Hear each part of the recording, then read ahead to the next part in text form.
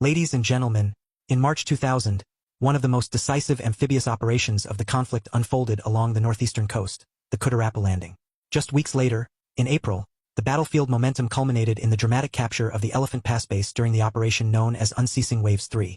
At the heart of these operations stood two pivotal figures, Brigadier Balraj and Colonel Susai, commanders whose coordination between land and sea shaped the course of the campaign. Brigadier Balraj, born Balasegaram Kandia in the Muliadavu district of Kakalai, emerged in the early 1980s as one of the most influential field commanders within the LTTE. Renowned for his tactical discipline and frontline leadership, he played a central role in shaping major offensives across the Vanni and Jaffna theaters of war. As the first commander of the elite Charles Anthony Brigade, Balraj was known not only for planning operations but for leading them from the front, often under extreme operational and physical strain. In March 2000, he led a force of approximately 1,200 fighters in the Kutarapu Landing, executed with maritime support. Establishing forward positions deep within contested territory, his units withstood sustained counterattacks for 34 days. This holding action disrupted critical enemy supply lines and set the stage for the advance toward Elephant Pass, one of the most strategically significant points in the region. Balraj's leadership became synonymous with endurance under pressure, a commander who remained on the battlefield despite deteriorating health conditions. He passed away in May 2008 due to a heart attack.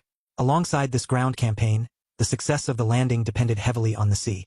Colonel Susai, born Thiliampalam Savanasan in Valvatitharai, was the architect and commander of the Sea Tigers, the LTTE's naval wing. From its formative years in the early 1990s, he transformed it into a highly adaptive maritime force, specializing in fast-boat warfare and unconventional naval tactics. During the Kutarapu operation, Susai directed the complex naval movement that transported fighters, weapons, and supplies across heavily monitored waters. Operating under constant surveillance by the Sri Lankan Navy, his units navigated from northern staging areas toward Kutarapu, ensuring the safe landing of the assault force. This coordination between sea mobility and ground assault became a defining feature of the operation's success.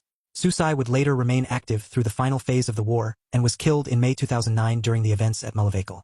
Together, Balraj and Susai represented two dimensions of the same operational strategy, one commanding the ground, the other mastering the sea. Their roles in the Kutarapu Landing marked a critical moment in the evolution of the conflict, where coordinated land-sea warfare reshaped the battlefield dynamics of the time. Thank you.